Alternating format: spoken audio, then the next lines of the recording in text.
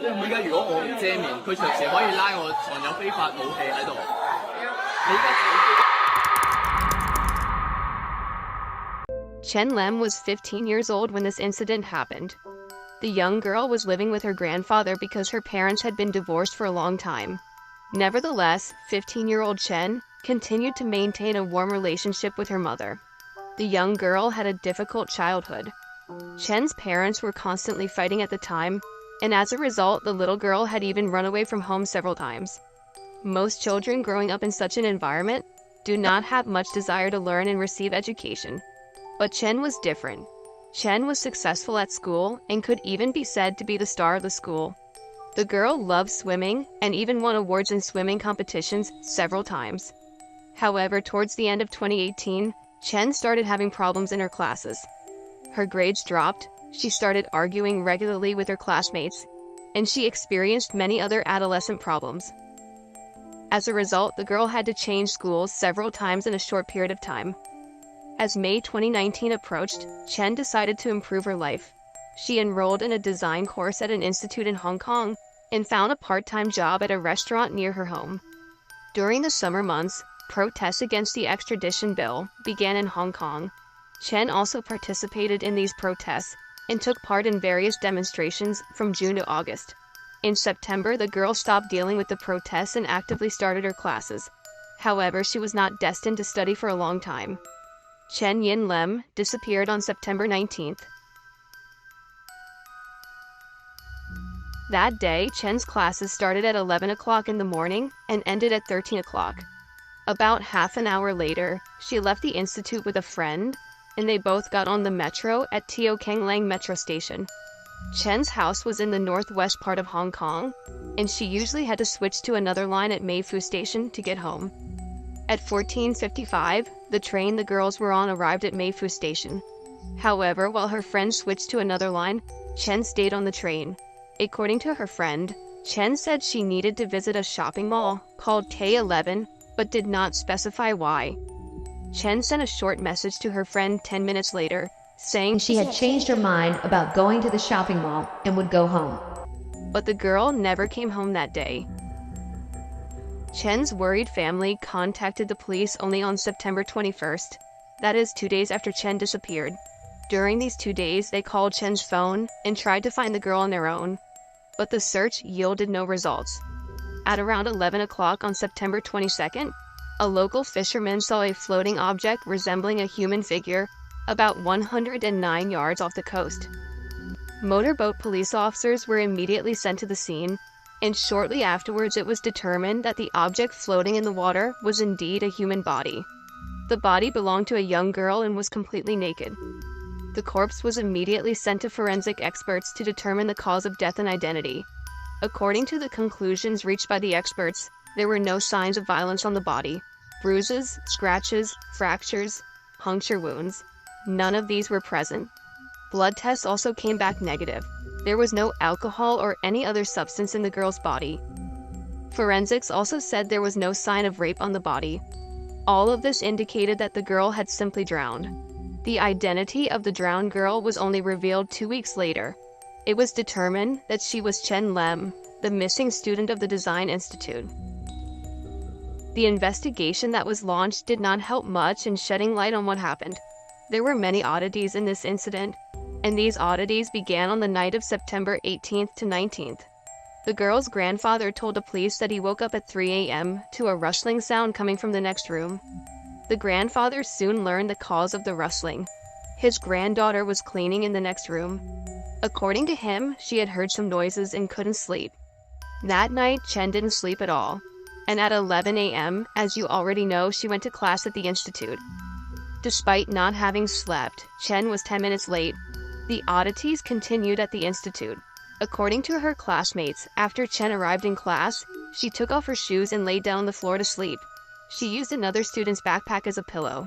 The teacher and classmates asked her to get up several times. And after 10 minutes, Chen got up from the floor and sat in her place. After a while, Chen sent a message to her friend explaining why she was late. In her message, she wrote, I was very scared. I spent the whole night without sleep. I cleaned my room. After classes ended at 1 p.m., Chen told her friend that she wanted to pack her locker at school. Before her friend could convince her to go with her, she spent almost half an hour cleaning. After the girls left the school building, they went to Tiokanglang metro station and got on the train from there. At that moment, Chen told her friend that she needed to visit the campus that evening, but did not explain why. Chen also told her friend that she was going to the K11 shopping mall, but did not explain why either. The girl then sat down and traveled this way until her friend got off the wagon at Meifu Station. At 5:18 p.m., Chen sent the following message to some friends. What you're doing is very bad, friends. This message was quite mysterious, and Chen's friend could never figure out what this message meant. After Chen's death, various theories began to emerge on social media. One of these theories claimed that local law enforcement could have been involved in the incident. There had been mass protests in Hong Kong almost all summer, and since Chen had played an active role in these protests, some people thought she was being punished for this. However, the police and authorities denied these allegations. On September 27th, a court order was requested as part of the investigation, as it was initially thought that third parties could have been involved in this case. However, this request was withdrawn a few days later, as investigators did not see any crime in the incident. The investigation pointed out that there were records of the girl behaving very strangely. According to the police, it is likely that the young girl decided to leave her life on her own. However, the public did not want to believe this version. The next day, a large group of students gathered near the institute administration and called on the administration to broadcast the camera records. The institute administration agreed to show only a small part of the footage. A few hours later, 2 short videos were given to students and journalists. In the first footage, Chen enters the number 11 elevator on the ground floor at 5:50 p.m. and presses the button to go upstairs. She is holding a piece of paper with something written on it in her hand. A few seconds later, another man enters the elevator, and they go upstairs together. In the last seconds of the video, you can see how the girl gets off the elevator on the floor she needs, and the man stays in the elevator. But then the recording cuts off. The institute administration refused to show the remaining seconds of the recording, citing privacy reasons. In the second video, where the time is 18:59, Chen can be seen walking down the street in the flow of people passing in front of the institute campus. There was a gap of 1 hour and 8 minutes between these 2 recordings, and unfortunately, it is not at all clear what happened during this time interval. The students were not at all satisfied with the institute administration broadcasting only a small part of the video footage. The small protest near the administration was repeated, but this time, it could be called a real riot. Dissatisfied students demanded all the recordings taken on the day Chen disappeared, and asked the administration to provide these recordings within half an hour. Of course, no one could provide the recordings on time, and some students started breaking windows and security cameras and painting the glass facade of the building. The institute administration announced that there would be a 3-day break in classes on campus due to the situation. In the meantime, about 20 seconds of the video taken by the camera in the elevator were published. In the footage, after Chen gets out of the elevator, it can be seen that the man stays in the elevator without following her, and continues to go upstairs. The campus security chief told students and reporters that all video footage was recorded and stored in a secure place on campus. Finally, a few days later, the institution administration published 16 more videos showing Chen's movements around the institute campus. Now in order. Chen gets off the elevator at 17 o'clock. 23 minutes later, at 18:13, she passes from the second floor of Block B. The girl turns to the stairwell to go down to the ground floor, but turns back after 20 seconds and now goes up to the 3rd floor.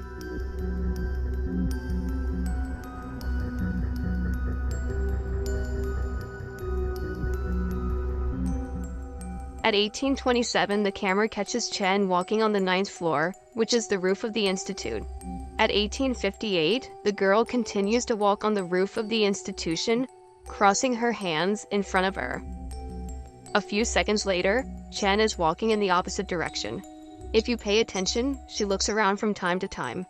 It seems like the girl is looking for someone or thinking about something. Then she goes inside, looks at the elevator, but doesn't get on, and continues to walk along the corridor. About a minute later, she returns to the elevator, presses the call button, but leaves without waiting for the elevator.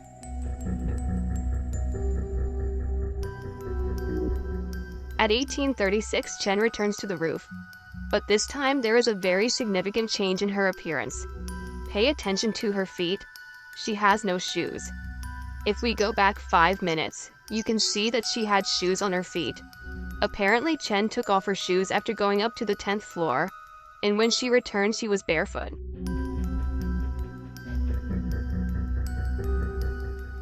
But why did she take off her shoes?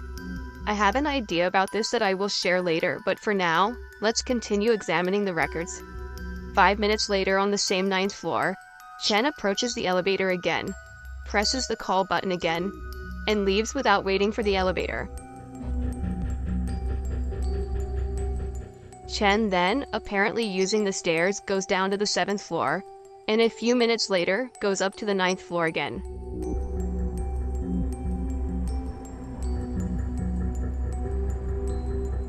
She repeats the same action, presses the call button and leaves.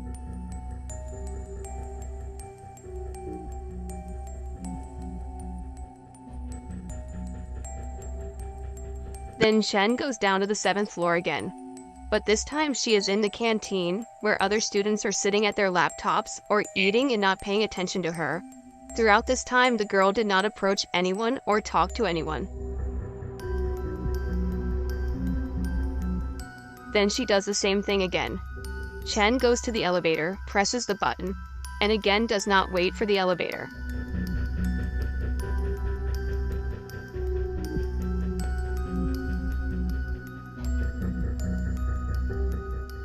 Finally, at 18:56, Chen goes outside and leaves the campus.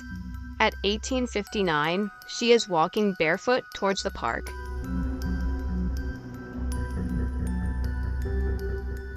Chen's behavior in all the videos seems beyond strange. Did you notice a very important detail that I deliberately skipped? If we go back to the first video, you can see that Chen has a red bag hanging from her waist, and she is also holding a piece of paper with something written on it. But the strange thing is that in all the subsequent recordings, neither the bag nor the paper are in Chen's hand. I want to draw your attention to the fact that there is a 23-minute gap between the recording in the elevator and this recording. The gaps between all other recordings were short. Most likely, the Institute administration deliberately did not publish the footage where Chen hid her belongings. So where could she have hidden her belongings? The exact location is not known, but around 8 p.m. that day, Chen's bag containing her personal belongings was found on the first floor of the Institute by a young couple. Inside the bag were about 30 Hong Kong dollars, a student ID card, and an iPhone. Another strange thing was that there was no SIM card in the phone. It is not clear why Chen removed the SIM card from the phone. According to camera recordings, Chen left the campus barefoot and went towards the beach, about 2.5 miles away from the Institute. A second-year student said he might have seen Chen on the evening of September 19th between 7 and 8 p.m. She was wearing the same clothes as in the camera footage. The boy said she was walking slowly barefoot on the street, and because she was looking in all directions, it seemed like she was looking for someone. Now let's talk about the theories that people have put forward around this story. I mentioned the first theory before. Law enforcement was responsible for Chen's disappearance and death. The girl had participated in protests all summer, and this could have been a kind of warning from the authorities for those who would protest against them in the future. Advocates of this theory argued that the girl in the footage was an actress working for law enforcement, and that the real Chen had disappeared a few days earlier. However, this theory is highly indefensible. The girl's family members and some friends identified her as Chen in the videos. The girl's grandfather also said he saw his granddaughter wearing the same clothes on the morning of September 19th. The second version is that the girl was raped, killed, and then thrown into the water. Among those who supported this version was a medical professor. The first thing the professor relied on was the absence of Chen's clothes. He said that the person responsible for her death could have taken all her clothes with him to hide the evidence. The absence of foreign DNA on Chen's body was also easily explained by the professor. The body had been floating in the water for 2 days, and during these 2 days all the DNA on it could have been washed away by the water. The professor's main argument was that the forensic team did not test the diatom algae in the body. Diatoms are found in all bodies of water: rivers, lakes, seas, and oceans. So how do they help forensics? I will explain now. The diatom algal ecosystem can vary significantly in different bodies of water, and even in different parts of the same body of water. Due to the heterogeneity of water bodies, it is possible to identify not only the body of water where the death occurred, but even a specific section. Depending on the amount of diatom algae in the body, it is possible to determine whether a person was already dead when thrown into the water, or died directly as a result of drowning. As you know, a dead person does not breathe, and therefore there is very little diatom algae inside a dead body thrown into the water. And conversely, when a person drowns in water, they try to breathe and swallow more water, and accordingly, they swallow more of these microorganisms. So the professor's claim was that the forensic experts did not test the diatom algae. However, there were some very important facts that the professor did not take into account. There must always be traces on the body during rape or murder. Yes, maybe DNA traces could have been washed away, but bruises, scratches, and strangulation marks on the neck should definitely have remained. If we assume that the girl was just thrown into the water, there are also some questions here. It is unlikely that Chen would have allowed a stranger to undress her. Moreover, Chen was a good swimmer. She even participated in various competitions on behalf of the school, so Chen could easily swim to the shore. The most plausible version is that, unfortunately, Chen decided to leave the world of her own accord. There is a lot of secondary evidence supporting this version. Let's start with Chen's psychological condition.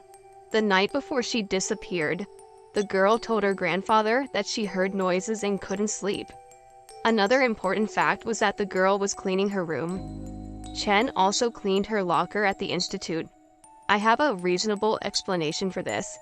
Chen probably didn't want to leave a mess behind. Another thing that supports the girl's mental problems was her lying down on the floor to sleep during class. Also, during the investigation, it turned out that Chen's father also had similar problems. He too had once complained of hearing noises. In the vast expanse of Reddit, there's a video claiming that Chen LM behaved extremely unbalanced. In the video, a girl who looks very much like Chen is curled up in a corner and crying hysterically. That's it. Pansy. And then he'll move in the aya. My put that. Oh, the leader you won't say me, which is the only lie will turn up a fatal hit at all. If the girl in this video is really Chen, then all doubts about her psychological condition are eliminated. Let's go back to the records now. We now know that Chen was suffering from a mental disorder. But if you put all that aside and just look at the video, what do her movements look like? In some of the footage, she seems to be thinking about something. Should she jump? Should she not jump? Where should she jump if she is going to? Maybe she was wondering if she would feel pain if she did this. I mentioned in the middle of the video why she took off her shoes. In Japanese culture, people who take such a hard step almost always take off their shoes. This has to do with their mentality. In Japan, people always leave their shoes outside the door when they enter a house. The same thing applies in this case. According to the Japanese, even the other world should not be entered without shoes. Chen was not Japanese, she was Chinese, but maybe she could be familiar with Japanese culture. After wandering around the institute for more than an hour, Chen could not muster the courage to jump and wished this was the end of the story. But as you know, it was not. Chen walked 2.5 miles barefoot to reach the water. Of course, what I have told you may be far from the truth. Chen took all his secrets with him, leaving only theorizing. What I said is just my thoughts about the case. I don't have a logical answer to many questions. Why Chen removed her SIM card from her phone? Why the elevator called several times and did not wait? Why the institute administration hid the 23-minute record? And many other questions like this. Write your opinion on this case in the comments. It will be very interesting to read. That's all for today. Take care of yourself and your loved ones. Goodbye.